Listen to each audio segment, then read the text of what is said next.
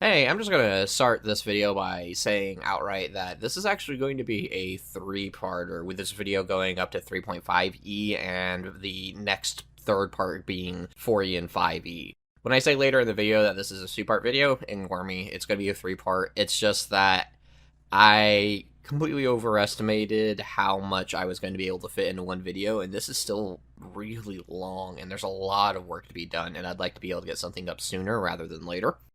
So, enjoy part 2. Part 3 will be coming out later this week, and sorry about the further splitting of the video. Hey guys, did you know Roland had a horse in Shanzen de Roland? Yeah, yep, he had a horse. Something I totally forgot to mention. The horse's name is Valentif, and almost none of the sources I looked up talked about it. I had to figure out about the stupid horse by reading Shanzen de Roland, and guess what? I figured out about him way too late in the editing of that last video to put him in. And those of you who don't know much about paladins may be asking why the horse is important. Well, first off, all horses are important. How dare you? Second off, his name is Valentif, which translates to vigilant. Vigilant the horse. If you don't like that, you're objectively wrong. And finally, because Valentif was very likely the reference for Holger's own loyal warhorse in 3 Hearts and 3 Lions, which is kind of a big deal for fantasy paladins. I can't believe I missed the stupid horse. Ah. Whatever, it's handled now. Also, it's Paul Anderson, not Joan. I'm not sure I got that wrong. Let's get going. Hey there, and welcome to History Check, the show where I've decided to, in my eternal hubris, catalog the history of D&D monsters and classes. And in this episode, we're going to be covering the meta-history of every cop's favorite character class, Paladins. For those of you who somehow don't know after that opening bit, this is the second part of a two-part video. In the first part, I talked about the real-world history of the word Paladin and the sources that eventually led to its introduction into D&D, and in this video, we're going to be covering the various iterations and changes Paladins have undergone throughout D&D's years, which I've opted to call the class's meta-history. If you haven't watched the first part, it'll be linked in the video and in the description below, along with being on the end slate. If you're not interested in the real-world history and you're really just interested in the meta-history, that's cool too. I'll be making references to things talked about in the first video, but I'll try to make them brief enough that they don't get in the way of this video. Another thing to remember before we go into it is that when I'm talking about the meta-history of classes, particularly ones that have been around forever like Paladins, I'm mostly going to be sticking to the core types of Paladins presented within the rulebooks and rarely branching out to supplements unless necessary or unless there's something in particular I want to talk about. The reasons for this decision is that, especially in 4e and beyond, the game starts getting so many subclasses and customization options that if I went through every single one presented, we'd be here all day. So, core Paladins, basic Paladins, the vanilla Paladins, unless I have something else to add.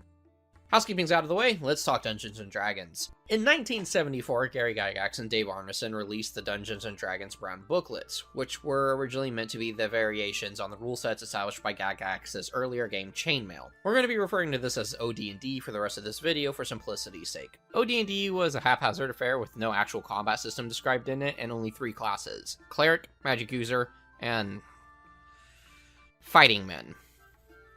No, I'm not making that last one up. And you'll notice that none of these classes are the Paladin, which is the subject of this video. So, while I could dedicate a whole video to just the oddities of OD&D, we're actually going to move forward just a short bit to OD&D's first supplement, Greyhawk. Greyhawk was released in 1975 with this as its cover, which you'll notice is probably the scariest looking beholder that you've ever seen, but it's scary for all the wrong reasons. Out of OD&D's 5 supplements, I'd say Greyhawk is probably the most important. It introduces dedicated combat rules, separating D&D from Chainmail. It adds a bunch of new monsters that are now D&D staples, including Lizardmen and Beholders, but most importantly, it added 2 new character classes, the Thief and the Paladin. Paladins in their introduction were a subclass of fighting men that were better than their parent class in just about every way. The short of Paladins is that if a lawful fighting man had a charisma of 17 or higher, they were permitted to become a Paladin instead of a standard fighting man. This stat restriction was likely generated from the idea that historical Paladins were always leaders of some kind, and thus needed the ability to speak well so that they could inspire others and appeal to their god. Being a Paladin grants the character all the abilities in normal fighting men and extra bonuses such as the ability to lay on his hands to cure wounds, immunity to all diseases, a 10% higher saving throw against all non-melee attacks, the ability to, at 8th level and above, dispel evil simply by ordering it hints, which is supplemented by the passive ability to detect any evil within 6 feet of themselves. If they get a Holy Sword, they emit a 1-foot field around themselves that dispels all magic, making them virtually immune to magic. And they may also, at any time they choose, obtain a horse which is likewise gifted as themselves. Those of you that have watched my first video on Paladins ought to be seeing a parallel between Gygax's Paladins and a certain Dane from a certain book that might have a certain number of hearts and giant cats on it. The supposed cost to all these benefits is that the player has to be lawful and have at least 17 charisma, kind of a useless stat for fighting men. Though the choice of charisma is an interesting one that will have ramifications for paladins down the road, as almost all future iterations of the paladin will use charisma to power themselves in some way, even after equip making sense for them to do so. They're also not allowed to possess more than 4 magical items, excluding their armor, shield, and 4 weapons, so I guess they're allowed to possess 10 magical items, but 6 have to be specific, whatever. The paladin is expected to give away all their treasure that isn't necessary to keep their equipment, men, in a modest castle in good condition. They're expected to give the treasure away to the poor, a charity, or a non-player-owned religious organization, which we'll get back to. The other downside here is that paladins are not permitted to interact with chaotic characters or perform chaotic acts. If they do perform a chaotic act, their paladin powers are stripped from them, and they're forced to live the rest of their lives as fighting men with a charisma of 17. Truly a fate worse than death. The paladin's ties to lawful but not good is because OD&D doesn't have a good or evil axis, and law was meant to represent good within the game. Though this would also be the start of lawful stupid paladins. Probably. An interesting thing of note for Greyhawk Paladins, other than the donation to a religious institution, there's almost no actual reference to the faith that paladins are typically associated with. I'm not entirely sure if this original lacking of the faith mentioned is something that Gygax did on purpose, or if it's something I missed, but either way, it kinda divorces paladins from required religiousness right off the bat, which I feel like makes sense considering their historical origins weren't always necessarily highly religious, just dedicated to powers higher than themselves. The Greyhawk Paladins in general are meant to be a type of heroic entity, with a bit more punch coming from their edge of the ring than most others. Gygax's influences are very apparent in the early Paladin, though, as just about everything mechanically important in it is taken straight from Holger Karlsson from 3 Hearts and 3 Lions. Holger is also interestingly not religious throughout most of his own book, only really converting to Catholicism at the end of the book, meaning that his powers never really came from his faith, but they did waver whenever he started having impure thoughts. So hold on to that because it remains important. Speaking of early D&D, transitions are hard, and Advanced Dungeons & Dragons came out in 1978, just 3 years after Greyhawk. AD&D is kind of the penultimate for early Dungeons & Dragons, as it's a mix of OD&D's best points and a remastering of the original game with a rule set that might actually make sense. It's not impossible to believe that a lot of D&D's old guard got their start with AD&D, as it was probably the most popular one of its era. It also has this picture in it, which is something I had to see, and now it's up to you. But this video isn't about horrifying half-orc pictures. It's about paladins, so let's talk about what it did to paladins. AD&D paladins are a subclass of fighters, alternate of the other than subclass ranger, which is for another video entirely. They're required to be lawful good now, as D&D finally gives us the good-evil access that's now standard for Dungeons & Dragons. And they're also required to be human. The human stipulation was never outright stated in Greyhawk, but for some reason, when I wrote my original script, I assumed it existed. Either way, I'm assuming the human-only stipulation primarily exists because the non-humans of 3 Hearts and 3 Lions were more often than not the paladin's opponents. Particularly the elves, if you recall, since they were early problems for Holger and his crew. It is interesting that it's not actually in Greyhawk's text. I may have just missed it in there. I'm wondering if it's implied, if Gygax intended for that, or if the decision to restrict them to humans literally just came later and they did so with AD&D. Other than those additions, AD&D Paladins retain much of the same rules and abilities as their Greyhawk counterpart. They have to have a charisma of 17, they gain immunity to diseases and the ability to cure disease in others. They also start with the ability to detect evil up to 60 feet away this time, though it requires active work from the Paladin and is no longer passive. Their saving throw bonuses are back with a +2 added to every throw they make, and let's just be real, if Greyhawk Paladins had it, AD&D Paladins have some variation of the same thing. Just assume that unless I outright say that something is gone, it still exists in some form, even if it's a bit altered. The big things I want to talk about are differences or things of interest that can be seen as shaping Paladins down the road. Namely, Lay on Hands is back, and this seems to be the book that introduces the name that will be used for this ability for the rest of the Paladin's existence. Paladins may commit chaotic acts now, but they have to go to a high-level cleric to confess their sins and perform whatever penance the cleric tells them to perform. Paladins now lose their powers on willingly evil acts instead of chaotic ones. The willingness part is a bit important here since it absolves the Paladin from losing their powers under mind control or something like that, which is, I guess, polite.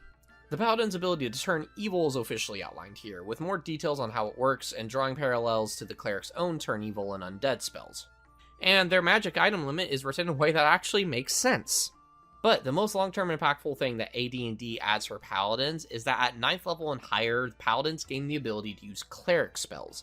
albeit less often than standard clerics.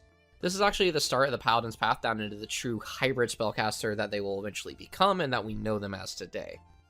Also, on the religious front, because I can't just let it go, the Paladin's ties to clerics are particularly interesting here because clerics are inherently a religious class, and while many would say Paladins are as well, again, the Paladin rulebook doesn't explicitly state anything about faith or religion, so it's mostly implied, and I feel like that's pretty common amongst most of the Paladins throughout early editions, so I'm gonna kind of quit talking about it until we eventually get to 3.5. And they also got this picture in the rulebook, which is kind of rad. Advanced Dungeons & Dragons 2nd Edition was the next release of Dungeons & Dragons, hitting in 1989, and I'm just gonna level with you guys. 2e is probably the least relevant book for us.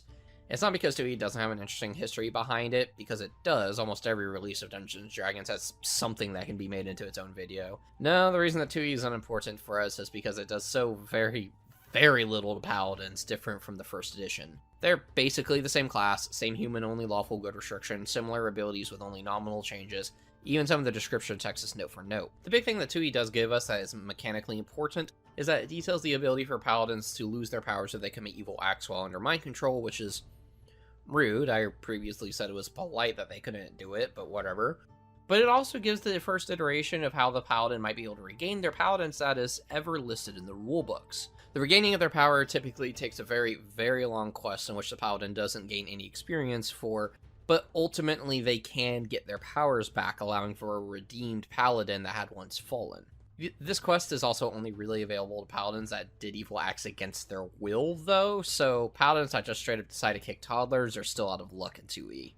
Also note with 2e is that the Paladin's personal protection is expanded into an aura, which is going to become kind of a commonality amongst Paladins down the road. Basically, almost everything Paladins had previously to protect themselves is now also shared with friends, albeit slightly weaker, and 2e establishes that. Text-wise, 2e is the first and only time the Paladin's origins amongst the 12 peers are actually mentioned. Look at that. But Roland is the only one of the actual 12 peers named, and the other 3 examples of the class listed are Lancelot, Gawain, and Galahad, all Knights of the Round Table. But at least there's something referencing Charlemagne in here. That's neat. Remember I said transitions were hard? Well, the 2000 release of Dungeons & Dragons 3rd edition was also probably pretty hard, considering it was the first Dungeons & Dragons edition released under Wizards of the Coast. And while I could sit here and talk about 3rd edition, we're actually going to just sort of skip ahead to 2003's 3.5, because that's the one everybody played anyways. 3.5 Paladins have some of the biggest changes from the previous editions, and it's also where a lot of the ideas from 5e would eventually come from. The biggest and most immediate change in 3.5 is that the human-only restriction that was put upon Paladins in the previous 2 editions of Dungeons & Dragons is finally removed. Elves are now allowed to shoot holy magic out of their eyes just like humans are, as Wizards on the Coast don't seem particularly interested in keeping up the bad blood between the Paladins and Elves started by Paul Anderson. The other big change in 3.5 is that Paladin is finally its own class, as opposed to a subclass of Warrior or Fighter. This is actually true for a lot of previous subclasses, with both Druids and Rangers getting the same treatment. This allows it to run entirely on its own class-based rule set instead of relying on picking and choosing things at a fighter, warrior, whatever. This split is big mechanically since it lets the Paladin finally take advantage of their high charisma by giving them class skills reliant on it. They also unlock access to their spells far earlier, gaining them as early as level 6 as opposed to 9, with several other basic abilities such as Turn Undead, Detect Evil, and more coming in even earlier than that. A big change in the direction of Omniscient, however, is that 3.5 has absolutely no references to the Paladin's power being increased via Holy Sword. Their ability to dispel magic if they got a hold of one is entirely gone and replaced by a passive aura of courage that makes the Paladin immune to fear and their allies resistant to it instead. This removal of the Holy Sword aspect also comes off of the heels of something else that we'll talk about a little bit later on down the road. The Paladin's mount is also changed, with 3.5 explicitly saying that the Paladin's mount is not a normal mortal beast at all, but instead a companion of the Celestial Realm sent to aid the Paladin on their campaign, which justifies it being smarter than some berserkers. The type of mount is also changed, making sense considering a gnome might have issues riding a full-sized warhorse. The rules are vague enough to allow for interpretation as to how they're changed, though, other than, boring horses and ponies existing. But the most awesome thing listed here by far is the idea of a holy war shark mount. If you think that's ridiculous, you're right. If you hate it for being ridiculous, you're wrong. Holy crusaders on war sharks, man. It's awesome. Also, this is the first book to actually allow paladins that have committed evil acts willingly to redeem themselves. The stipulation from 2E, with it requiring a very long quest and a huge path of redemption, is still here, but at least paladins that have committed evil acts willingly or have taken a darker path can get a form of redemption, allowing people to play their paladins as a bit more gray than they used to, so long as they're willing to pay the consequences and learn from their mistakes. But by far, the most important mechanical thing that paladins gain in 3.5 is the ability to smite enemies, adding their charisma bonus to melee attacks to deal extra damage and really get as much as they can out of that charisma stat they basically are historically tied to at this point. Smite being here is important because it'll go on to become a staple of all future edition paladins, and I personally think it's funny that such a core part of the paladin's modern identity came into existence so late in Dungeons & Dragons' own history. Moving on to lore, and also bringing back the Holy Sword conversation that we were having earlier, an interesting note for the 3.5 Paladin is in the religion section, as it explicitly states that the Paladin doesn't have to be dedicated to a god. While religiousness was never outright said in Greyhawk or either the AD&D books, it always seemed implied, considering the whole donating to religious organizations and charities, and the Holy Swords granting them powers. But 3.5 seems willing to divorce the idea of faith being required from Paladins entirely, stating that their devotion to righteousness is enough. The separation of paladins and religiousness is a really fascinating note, considering things that will literally be coming in just the next edition. A lot of the details about paladins that come from OD&D, AD&D, 2E, and 3.5 all make sense. The paladin in these editions was a class based off of Holger Karlsson from 3 Hearts and 3 Lions, with their iterations coming just naturally over the years. Many of their abilities are pulled straight from the character of Holger and adapted and just changed to fit with what D&D needed them to be. The addition of Elven Paladins is interesting in 3.5 simply because, as stated before, elves were natural opponents of paladins back in 3 Hearts and 3 Lions, but now it's not that big of a deal apparently. As for the religious thing, particularly with 3.5 saying that their righteousness is good enough, I feel like that actually makes sense. Paladins from these settings and books are religious, oftentimes, yes, but their religions aren't necessarily what define them. Hell, as I said earlier, Holger didn't even really become religious until the end of his adventure. Instead, the Paladins were just stalwart defenders, more dedicated to ideals than dogma. The power granted to them by the Holy Swords was a gift from God or the gods or whatever, but it was a gift not to a loyal servant, but because the Paladins were so good that they should be rewarded for their goodness. Ultimately, it's less about God and more about greater good and purposes higher than themselves. They're rewarded with power not because of their faith, but because of their dedication, and if that dedication wavers, so do their powers. But as we hit 4th edition, things take a really big left turn straight into zealotry. Alright, and that's where our retrospective of Paladins is going to end. Part 3 is going to be coming out next week, and it will cover 4E and 5E. Just like I said in the beginning of the video, this ended up being way longer than I anticipated. And if you watched all the way through this, I do appreciate you a lot, so thank you. And until the next video, keep an eye out, and good rolling.